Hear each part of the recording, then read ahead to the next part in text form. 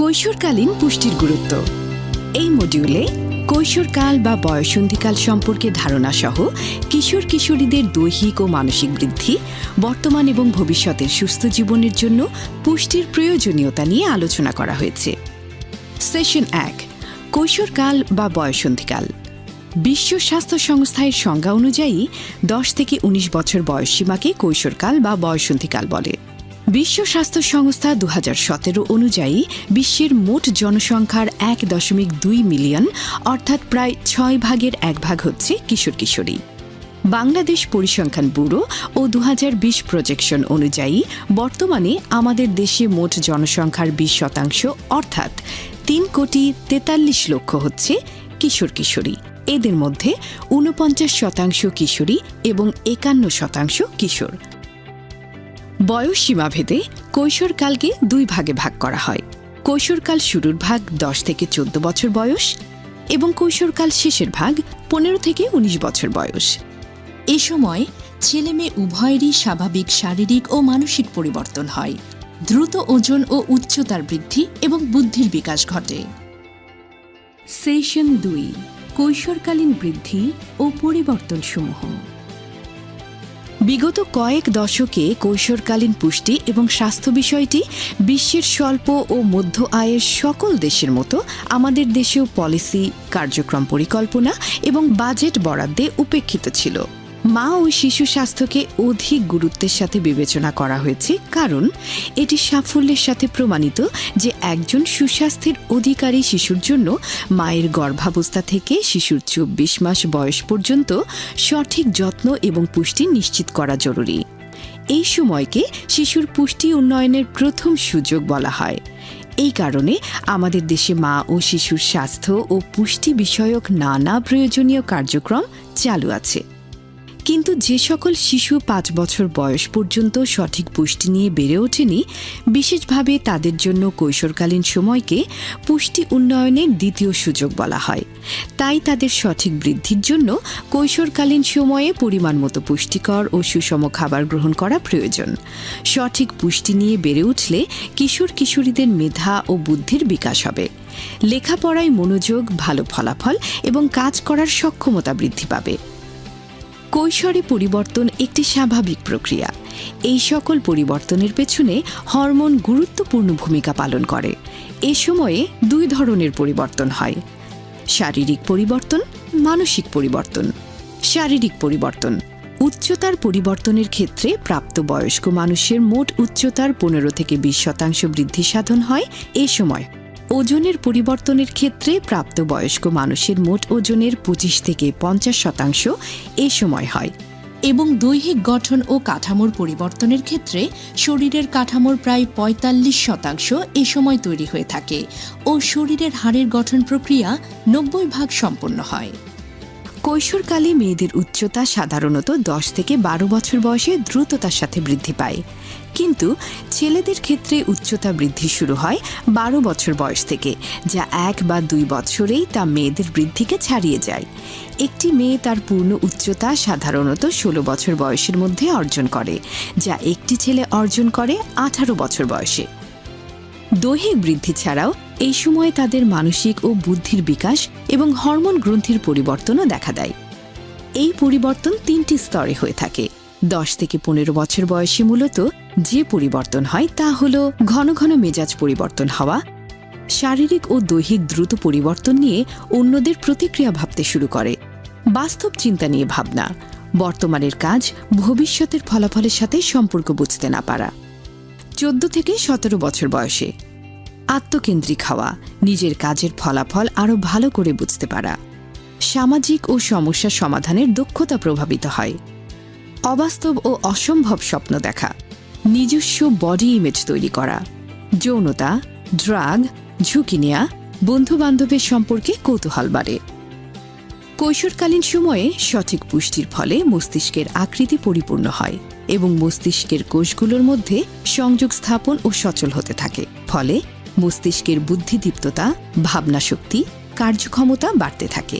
16 থেকে 19 বছর বয়সের মধ্যে ধীরে ধীরে ভবিষ্যৎ পরিকল্পনা করতে শেখা, বর্তমানের পছন্দ ও ডিসিশন কিভাবে ভবিষ্যতের উপর প্রভাব ফেলে তা বুঝতে শেখা এবং ভুল ও সঠিক বুঝতে পারার দক্ষতা বাড়ে। কৈশোরকালীন সময়ে কিশোর কিশোরীরা বিভিন্ন বিষয়ে নিজস্ব অভ্যাস প্রতিষ্ঠিত করে এবং তা চর্চা করে।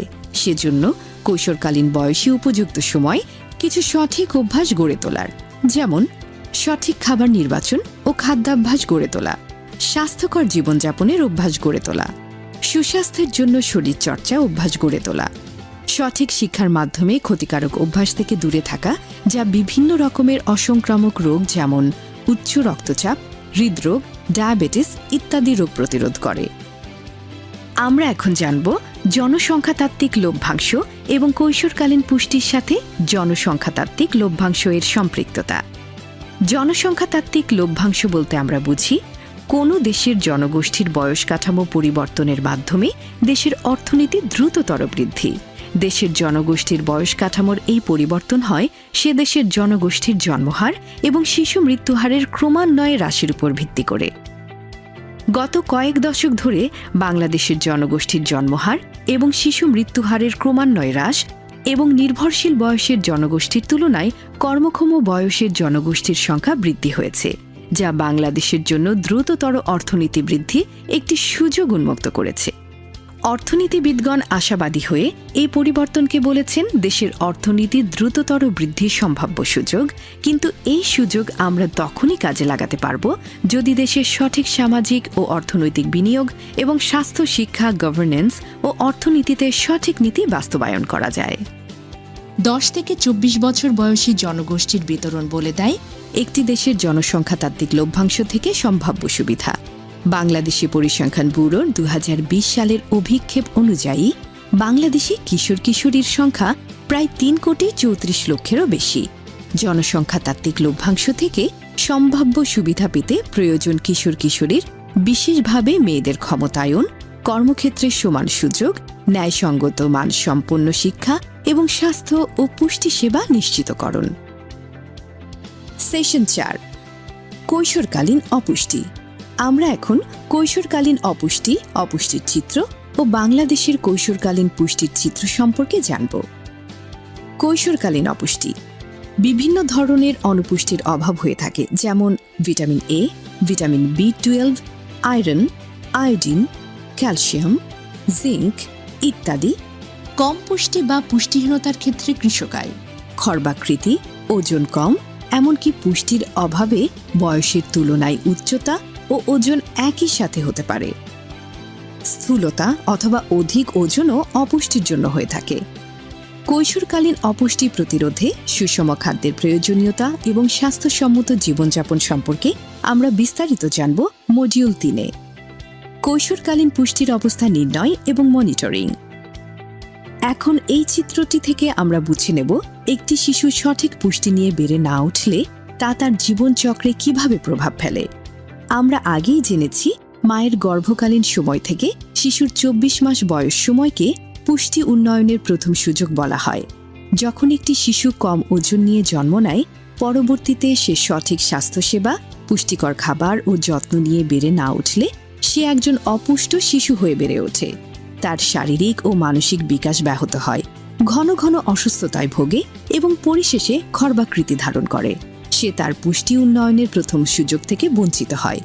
কিন্তু যে সকল শিশু 5 বছর বয়স পর্যন্ত সঠিক পুষ্টি নিয়ে বেড়ে ওঠেনি, বিশেষভাবে তাদের জন্য কৈশোরকালীন সময়কে পুষ্টি উন্নয়নের দ্বিতীয় সুযোগ বলা হয়। যদি সেই শিশুটি এই সময় সঠিক স্বাস্থ্য ও পুষ্টি সেবা পেয়ে থাকে, সেখানেও সুযোগ আছে তার পরিপূর্ণভাবে বেড়ে ওঠার। পুষ্টি উন্নয়নের দ্বিতীয় সুযোগ থেকে বঞ্চিত হয়ে বেড়ে উঠলে পরবর্তীতে অপুষ্ট কিশোরী হয়ে ওঠে অপুষ্ট মহিলা। বাংলাদেশে বাল্যবিবাহের হার 52%। সুতরাং একজন অপুষ্ট কিশোরী খুব সহজেই হয়ে ওঠে অপুষ্ট মা, জন্ম দেয় কম ওজনের অপুষ্ট শিশু। এই অপুষ্ট চক্র ভাঙতে প্রয়োজন সঠিক সময়ে সঠিক স্বাস্থ্য ও পুষ্টি সেবা, মা, শিশু ও কৈশোরকালীন পুষ্টি সেবা। এই পর্যায়ে আমাদের জানা প্রয়োজন কৈশোরকালীন সময়ে বাংলাদেশের কিশোর কিশোরীদের পুষ্টির অবস্থা। বর্তমানে কৈশোরকালীন সময়ে অর্থাৎ 10 থেকে 19 বছর বয়সী ছেলে মেয়েদের পুষ্টি চিত্রের তথ্য নেই বললেই চলে। কোনো কোনো সমীক্ষা বিশেষ কোনো এলাকার 10 থেকে 19 বছর বয়সী ছেলে মেয়েদের পুষ্টি চিত্রের তথ্য সংগ্রহ করেছে, যা জাতীয় পর্যায়ের চিত্র তুলে ধরে না। কৈশোরকালীন সময় অর্থাৎ 10 থেকে 19 বছর বয়সী ছেলে মেয়েদের পুষ্টিচিত্রের তথ্যের সংকট সারা বিশ্বে। তবে 15 থেকে 19 বছর বয়সী কিশোরীরা কোনো সমীক্ষায় প্রজনন বয়সী মহিলাদের দলে অন্তর্ভুক্ত করায় জাতীয় পর্যায়ে কিছু তথ্য পাওয়া যায়, যা প্রথম চিত্রটি 15 থেকে 19 বছর বয়সী কিশোরীদের মধ্যে খর্বাকৃতির হার তুলে ধরেছে। গ্রাম, শহর, ধনী, গরিব নির্বিশেষে 15 থেকে 19 বছর বয়সী কিশোরীদের মধ্যে খর্বাকৃতির হার 32% থেকে 48%।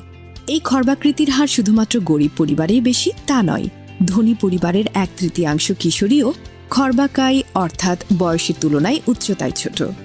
দ্বিতীয় চিত্রটি 15 থেকে 19 বছর বয়সী কিশোরীদের মধ্যে রক্ত স্বল্পতার হার তুলে ধরেছে। গ্রাম, শহর, ধনী, গরিব নির্বিশেষে 15 থেকে 19 বছর বয়সী কিশোরীদের মধ্যে রক্ত স্বল্পতার হার 35% থেকে 46%। গ্রামে এবং গরিব পরিবারের কিশোরীদের মধ্যে রক্ত স্বল্পতার হার 41% থেকে 46%। শহর এবং ধনী পরিবারের কিশোরীদের মধ্যে রক্ত স্বল্পতার হার 35%-এর উপর। বাংলাদেশ জনসংখ্যাতাত্ত্বিক স্বাস্থ্য জরিপ 2000 থেকে 2014 এর চিত্র অনুযায়ী শুধুমাত্র পুষ্টিহীনতাই কৈশোরকালীন সমস্যা নয়। আধুনিক জীবনযাত্রা, খাদ্যাভ্যাস, ফাস্টফুডের সহজলভ্যতা, ডিজিটালাইজেশন কৈশোরকালীন বয়সে অধিক ওজন ও স্থূলতার হারকেও ঊর্ধ্বগতি করে তুলেছে।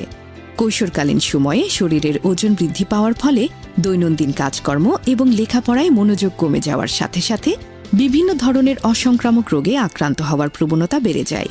এই সকল চিত্রগুলো থেকে বোঝা যায় কিশোরীদের অপুষ্টির কারণ শুধুমাত্র দারিদ্রতা নয়, পুষ্টিজ্ঞানের অভাব, সমাজে বা পরিবারের খাদ্যাভ্যাসের অনুশীলন, আধুনিক জীবনযাত্রা এবং ছেলে ও মেয়ের বৈষম্যও কৈশোরকালীন অপুষ্টির কারণ।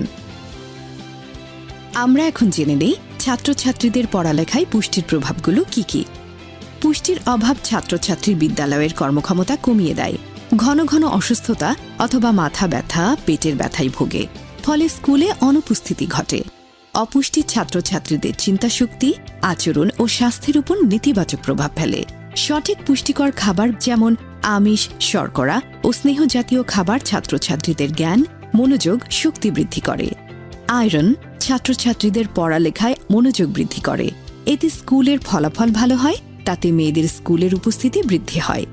সঠিক পুষ্টিকর খাবার, বিশেষ করে সকালের নাস্তা, ছাত্রছাত্রীদের মানসিক সুস্থতা ও কাজের অগ্রগতি বৃদ্ধি করে, শৃঙ্খলার সাথে চলতে সাহায্য করে। দেখে নিন এই মডিউলে আমরা যা জেনেছি।